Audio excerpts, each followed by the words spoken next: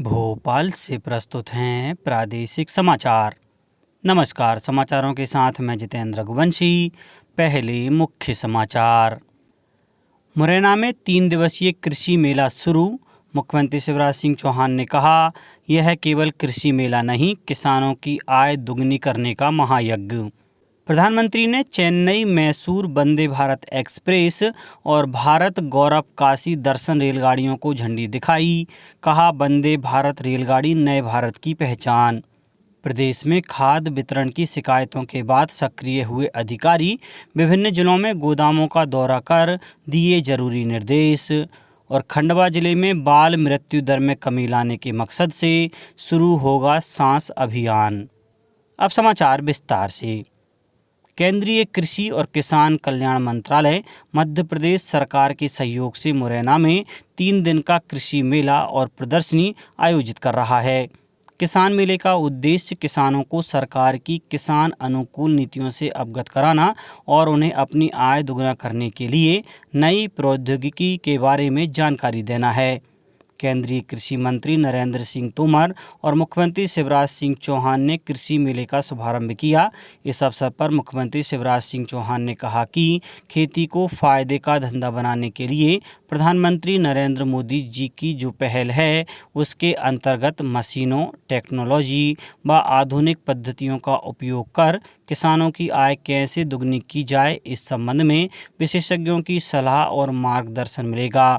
उन्होंने किसानों से प्राकृतिक खेती अपनाने की भी अपील की। इस अवसर पर उन्होंने Amrit Sarovar, integrated sports complex व मुख्यमंत्री संजीवनी क्लिनिक का लोकार्पण किया। साथ ही प्रधानमंत्री फसल बीमा योजना के तहत किसानों को पॉलिसी का वितरण किया। कार्यक्रम में प्रदेश के उद्यानिकी और खाद्य प्रसंस्करण राज्य मंत्री भारत सिंह कुशवाहा सहित अन्य गणमान्य जनप्रतिनिधि और नागरिक उपस्थित रहे। मुख्यमंत्री ने किसानों को संबोधित करते हुए कहा कि मध्य प्रदेश में पहले 7.5 लाख हेक्टेयर में सिंचाई होती थी, जो अब 45 लाख हेक्टेयर में हो रही है, जिसे हम शीघ्र बढ़ाकर 65 लाख हेक्टेयर करने के लिए कार्य कर रहे हैं। सिंचाई की व्यवस्था सुचारू करने का हम निरंतर प्रयास कर रहे हैं ताकि उत्पादन बढ़े और किसानों की आय बढ़ सके।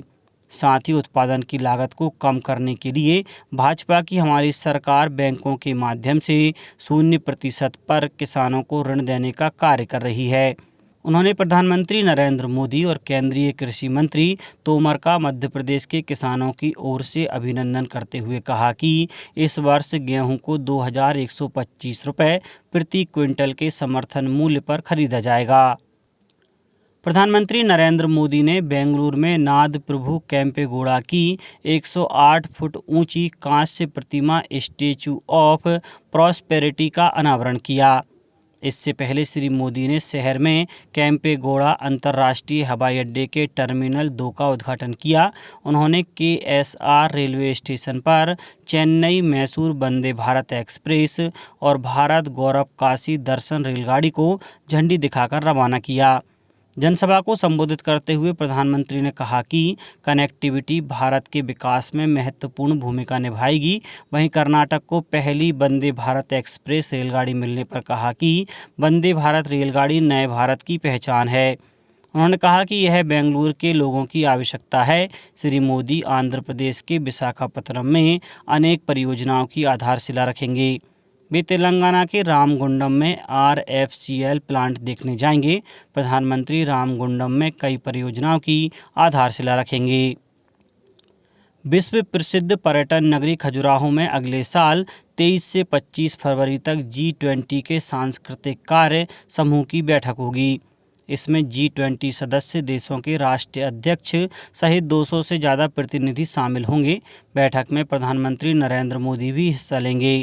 बैठक को देखते हुए भारतीय विदेश मंत्रालय के अधिकारियों ने छतरपुर कलेक्टर संदीप GR सहित जिले भर के अधिकारियों के साथ बैठक कर तैयारियों की जानकारी ली। छतरपुर कलेक्टर संदीप GR ने बताया कि खजुराहो के पश्चिमी मंदिरों का समूह यूनेस्को की विश्व धरोहर में शामिल है, इसलिए यहाँ G20 की सांस्कृतिक कार्य समूह बैठक का आयोजन किया जा रहा है। इस बैठक में सदस्य देशों के 200 से ज़्यादा प्रतिनिधि आएंगे। रतलाम जिले के आलोट से विधायक मनोज चावला और कांग्रेस नेता योगेंद्र सिंह जादौन पर शासकीय कार्य में बाधा उत्पन्न करने का प्रकरण दर्ज किया गया है। विधायक पर खाद उर्वरक गोदाम से खाद और उर्वरक लूटने के लिए किसानों को प्रेरित करने का आरोप है। उधर सीधी में जिला पंचायत के मुख्य कार्यपालन अधिकारी राहुल धोटे द्वारा खाद वितरण केंद्र विपणन संघ सीधी एवं विंध्या किसान सेवा केंद्र जामोड़ी का निरीक्षण किया गया और किसानों से चर्चा की गई। उन्होंने संबंधित अधिकारियों को शासन के निर्देशानुसार सुगमतापूर्वक खाद वितरण किए जाने हेतु निर्देशित किया। वहीं छिंदवाड़ा जिले में सुचारू उर्वरक वितरण के मद्देनजर नवागत कलेक्टर शीतला पटले ने छिंदवाड़ा मुख्यालय स्थित गोदाम का निरीक्षण करने के बाद मार्कफेड के उर्वरक गोदाम चौरई का आकस्मिक निरीक्षण किया। इस दौरान उन्होंने उर्वरक वितरण की व्यवस्था देखने के साथ ही किसानों से चर्चा भी की और उनकी समस्याएं सुनते हुए अधिकारियों को आवश्यक निर्देश दिए। खंडवा जिले में बाल मृत्यु दर में कमी लाने के लक्ष्य को ध्यान में रखते हुए भारत सरकार के निर्देशानुसार अगले वर्ष 28 फरवरी तक सांस अभियान चलाया जाएगा। इसमें स्वास्थ्य कार्यकर्ता, आशा कार्यकर्ता द्वारा 5 वर्ष तक के बच्चों में निमोनिया का प्रारंभिक लक्षणों की समय पर पहचान, प्रारंभिक उपचार एवं उचित संस्था में रेफर तथा साथ ही निमोनिया के संबंध में जन जागरूकता लाएंगी, जिससे मृत्यु को रोका जा सके। मुख्य चिकित्सा एवं स्वास्थ्य अधिकारी डॉक्टर शरद हरणे ने बताया कि शीघ्र स्तनपान, पूरक आहार, विटामिन ए टीकाकरण, साफ सफाई, साबुन एवं पानी से हाथ धोना, घरेलू वायु प्रदूषण को कम करना जैसे सरल हस्तक्षेपों से निमोनिया के प्रकरणों में कमी लाई जा सकती है। विदिशा जिले के एकमात्र जीवित रहे स्वतंत्रता संग्राम सेनानी रघुवीर चरण शर्मा का निधन हो गया है। श्री शर्मा ने 99 वर्ष की उम्र में अंतिम सांस ली। कलेक्टर उमाशंकर भार्गव और अन्य अधिकारियों ने स्वर्गीय शर्मा के गृह निवास पहुंचकर उन्हें पुष्प चक्र एवं राष्ट्रीय ध्वज अर्पित कर भावभीनी श्रद्धांजलि दी। मुख्यमंत्री शिवराज सिंह चौहान ने भी शासन की अधिकृत वेबसाइट से स्वर्गीय रघुवीर चरण शर्मा को अपनी शोक संवेदना व्यक्त की है। शहर के विभिन्न मार्गों से उनके पार्थिव शरीर को तिरंगे में लपेटकर फूलों से सुसज्जित वाहन से मुक्ति धाम तक अंतिम यात्रा निकाली गई। वहां पूरे राजकीय सम्मान एवं गार्ड ऑफ ऑनर से उन्हें अंतिम विदाई दी गई। वहीं सागर के वरिष्ठ स्वतंत्रता संग्राम सेनानी राम भरोसे गोस्वामी का लंबी बीमारी के बाद 95 वर्ष की आयु में भोपाल के निजी अस्पताल में निधन हो गया। श्री गोस्वामी का कल अंतिम संस्कार किया गया। अब कुछ समाचार संक्षेप में। वित्त मंत्री जगदीश देवड़ा ने मंदसौर जिले के मल्हारगढ़ विधानसभा में 11 करोड़ 70 लाख रुपए से निर्मित होने वाले निर्माण कार्यों का भूमि पूजन किया। छिंदवाड़ा जिले में आयोजित नेशनल लोक अदालत में प्रकरणों के निराकरण के लिए 41 खंडपीठ गठित की गई हैं। देवास जिले के सभी न्यायालयों में वृहद स्तर पर इस वर्ष की अंतिम नेशनल लोक अदालत का आयोजन किया जाएगा। शिवपुरी जिले में नेशनल लोक अदालत में सभी राजस्व अधिकारी, विधिक सहायता अधिकारी द्वारा उपलब्ध कराए गए एडवोकेट के साथ पीठासीन अधिकारी एवं पीठ के रूप में नियुक्त किए गए हैं। गुना जिले में नशा मुक्ति अभियान के अंतर्गत महिला एवं बाल विकास विभाग द्वारा बमोरी, राघोगढ़, चांचोड़ा, आरोन एवं गुना में रैलियों का आयोजन किया गया। बैतूल जिला पुलिस अधीक्षक सिमाला प्रसाद ने जिले में 2 निरीक्षक, 2 उपनिरीक्षक, 3 सहायक उपनिरीक्षक, 12 प्रधान आरक्षक और 16 आरक्षक के तबादला आदेश जारी किए हैं। और लोकायुक्त पुलिस उज्जैन की टीम ने आगरमालवा के ग्राम पंचायत सिरपोई के पंचायत सचिव को 10,000 रुपये की रिश्वत लेते हुए रंगे हाथों पकड़ा। अंत में मुख्य समाचार एक बार फिर। मुरैना में 3 दिवसीय कृषि मेला शुरू।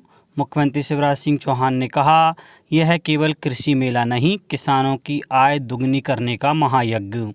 प्रधानमंत्री ने चेन्नई मैसूर वंदे भारत एक्सप्रेस और भारत गौरव काशी दर्शन रेलगाड़ियों को झंडी दिखाई। कहा, वंदे भारत रेलगाड़ी नए भारत की पहचान। प्रदेश में खाद वितरण की शिकायतों के बाद सक्रिय हुए अधिकारी विभिन्न जिलों में गोदामों का दौरा कर दिए जरूरी निर्देश। और खंडवा जिले में बाल मृत्यु दर में कमी लाने के मकसद से शुरू होगा सांस अभियान। इस बुलेटिन में इतना ही। घर पर रहिए, सुरक्षित रहिए और सुनते रहिए प्रादेशिक समाचार। नमस्कार।